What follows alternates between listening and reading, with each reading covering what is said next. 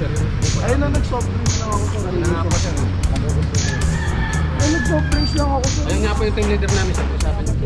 Ayun lang sir, hindi pa nga ako umiinom ng soft drinks. Ayun, nandun soft drinks na no? Ayun sir oh. Ay baka nang mag-ayun naman sir. Ito ba sir ito? Ay, pinapasakyan mo dito. Dalawa pala yung sasakyan. Parehas naka-double parking to. Ay nako. Ayun, tatad pa, meron pa isa ron. Reserved for Mercury Drug Delivery Truck only sir. Kasi nilang gisna, ang kinagisna nilang dati, pwede tayo magparada kung saan taan. Okay, ng ating team leader, Sir Mendoza. Thank you po. Sir, mabuhay ka. Mabuhay ka rin, God bless. Iyo, salamat.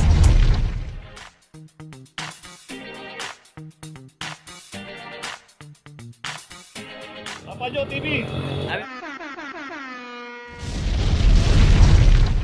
Location natin Bangbang, corner Piggy Bara. Dito naman lahat ng naka-double parking dito. Dito rin, no? Ito natin, yan yung Alfonso Mendoza. Pero both side yung mga nakaparada rito. Huwag po tayo mag-double parking. Isang Innova 2318. Isang Toyota Veloz 2328. So yun nga, ang dami rin mga naka-obstruct dito.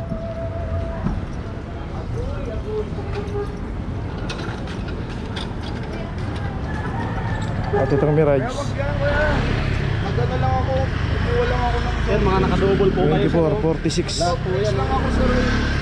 Ayun po yung team leader namin sir. Ayun na, nag-soft drinks lang ako sir. Ayun nga po sir. Naka-double po kayo. Ayun, nag-soft drinks lang ako sir. Ayun nga po yung team leader namin sir. Usapan niyo po. So yun nga, pati mga ano dito, ano naka-obstruct. Siguro hindi rin nila maigilid. Kaso nga lang, dapat pag hindi na natin maiayos yung parada, ihanap po na natin ng ibang paradahan. So, ito dito lang po. Ayun po yung sasakyan ko eh. Soft drinks lang po ako dito. So yun, Innova may notice na. Oh sir, nag-soft drinks lang ako. Wala mo problema po. Start nasag na. Hindi namin alam ganito. Mga naka-double dito. Ito lang ako sir. Kaya nga po, dapat dinasag mo. Bababa. Yan, nanagdan ka. Wala bang 5 mo kaya ba 10 minutes yan sir? Ayun lang sir, hindi pa nga ako umiinom ng soft drinks. Ayun, nandun soft drinks na no? Ayun sir oh.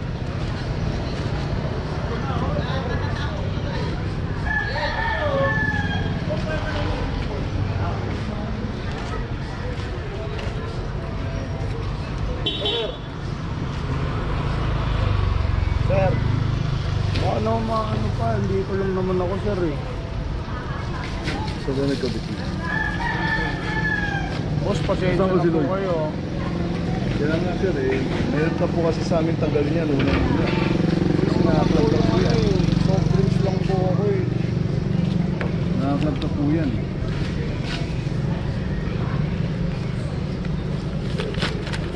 Baka naman maano sir eh. Ito lang naman ako sir eh. Asa ba yung tao nito nung naklab ko? Yung green. Daan siguro. Lumapit lang sa akin. So ito, meron pa atang kakabitan dito.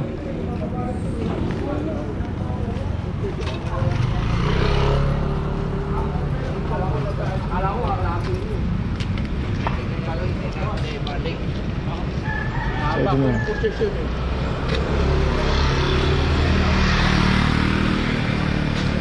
So kabilaan din ng mga obstruction kasi rito. Dami.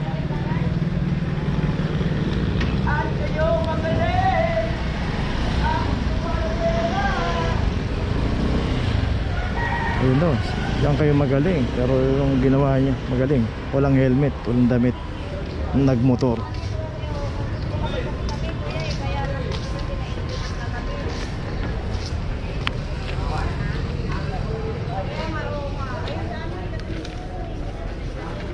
So yun, ang mga problema na sila rito. Ito may notice na lahat yung tatlo.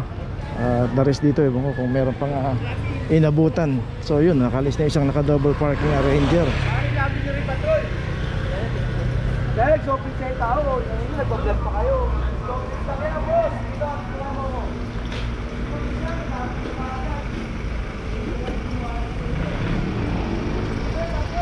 baka nang magkaroon naman yun, sir. Ito ko sa'yo rin to? Ako, dala pa sa sakyan mo dito. Dalawa pala yung sasakyan. Parehas naka double parking pa. Ay nako.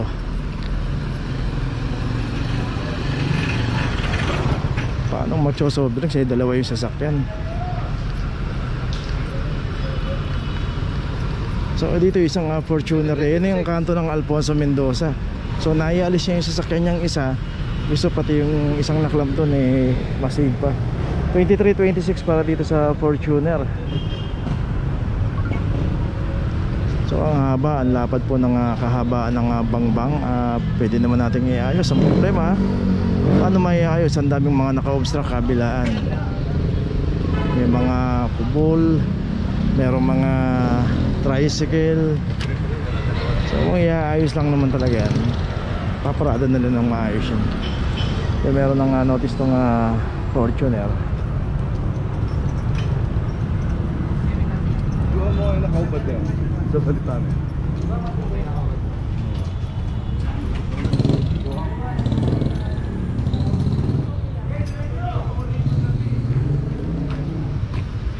Ayun yung Ranger, dito lang din nilagay. Pinasard lang. Pinagbigyan ka na nga dito sa isa eh.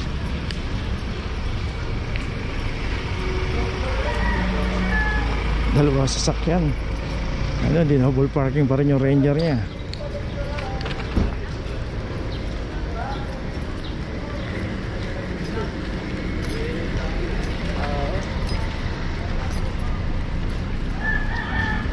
Dito hindi na nga hinuhuli to dahil secondary road. Both side pa yung mga nakaparada, pero yun nga, kung double parking natin yung pagparada rito, parang gusto natin sakupin na yung buong kalsada. Ito nga, may kubol pa rito. Ay nako, anong klase naman to. So yun lang po, tuloy na po tayo. Okay, dito ngayon tayo sa Craig Street, corner ng Espanya Boulevard. Dito yung kinaklamp dito, isang parking complaint. Dito rin kasi makikita natin both side pay parking. At may mga ticket po yan. At ito hindi nagbayad ng parking. Ata Paps, ng paying? Complaint area eh. Complaint area. So ito lang yung kinomplain. Dapat daw yan eh. Sino complain? Barangay? Barangay Cheng. Okay. So complaint pala to ng isang barangay. Barangay complaint to. So dito yung isang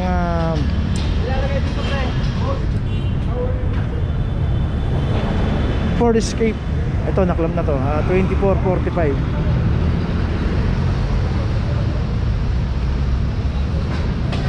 Bios 2444. May mga may mga nakasulat na. Reserved for Mercury Drug Delivery Truck only.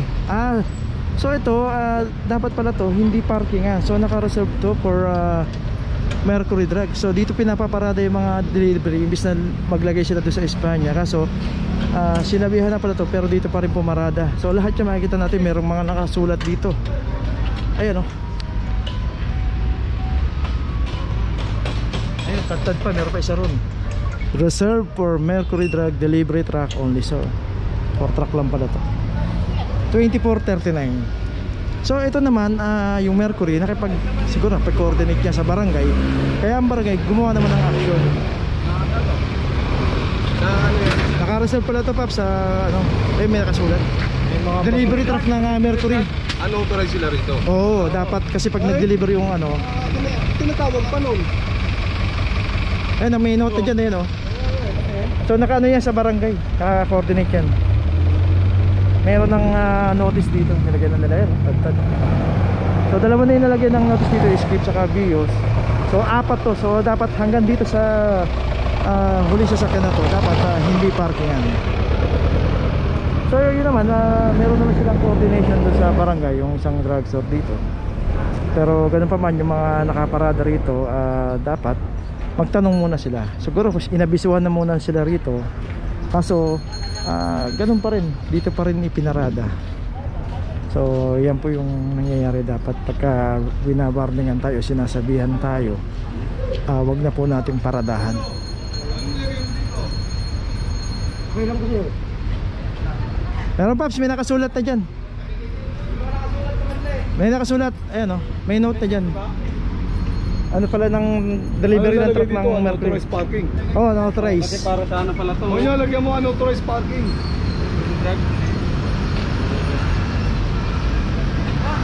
Unauthorized parking.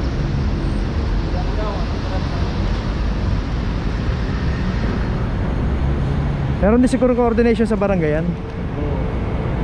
Kasi hindi naman pwedeng basta mag-note yan na walang coordination sa barangay. So kasi minsan marami pong delivery doon sa drugstore, hindi naman kasi pwedeng pumarada doon sa harap sa Espanya Boulevard. Kaya dito sila paparada sa secondary road. Ang problema lang naparada kasi kung hindi na sila makakaparada rito, malamang magdo-double parking sila dito, baka mahuli pa. O kaya doon sila pumarada sa Espanya Boulevard, basta lumbawal din po yun. So ganun po, pagka nilagay na tayo ng warning, wag na po nating ulitin kasi kagaya niyan, magiging malaking abala po yan. So yung isang Wigo, ito may notice na, so ito na ang gagawin, yung isang Vios pa. So ganun din, meron din note to, yan o, dalawa pa nga o. So sana matuto na po tayo pagka gano'n. Pagka binawarningan tayo ng barangay, sinabihan tayo na merong nakareserve yan para doon sa delivery ng drugstore, huwag na natin parada. Actually marami pa namang slot dito. Kung wala na, lipat po tayo sa mga ibang secondary road. Yung Quintos secondary road din po yan, alam, one side parking. Doon pwede rin tayo pumarada. So kung talagang wala tayong mapuntahan, paganon tayo, pakanan tayo. Pagdating ng Fimargal o kaya Dapitan, hanapin po natin yung Don Quixote at saka Dos Castilla Street bago mag Lacson Avenue. Parehas po yung both side pay parking po yung Don Quixote saka Dos Castillas. May mga parking attendant po doon. Nga lang, medyo maglalakad lang tayo ng konting effort para makaparada rin, at yung paparadahan natin ay yung pupuntahang bahay o establishment medyo malayo-layo nga lang. So ganun talaga, medyo sakripisyo nga lang talaga, pero dapat gawin natin yung para hindi tayo mahuli o hindi tayo maklam. So ito na yung sa Vios, kompleto na ho lahat yung may notice na Vios, Wigo. Okay, sorry, Yaris pala itong isa, Yaris saka yung Ford Escape. So 4 na sasakyan po yung naklam dito. Tuloy na po tayo. Okay, nandito na ngayon tayo sa opisina ng clamping sa impounding dito sa Central. Dito na po nagtatapos ang ating vlog. Maraming salamat po sa mga subscriber, sa mga viewers, sa mga napadaan po sa ating channel. Maraming salamat po sa mga suporta nyo. Sa mga hindi pa po nakakapag-subscribe, subscribe na po tayo mga kabayan. Maraming salamat po. Mabuhay!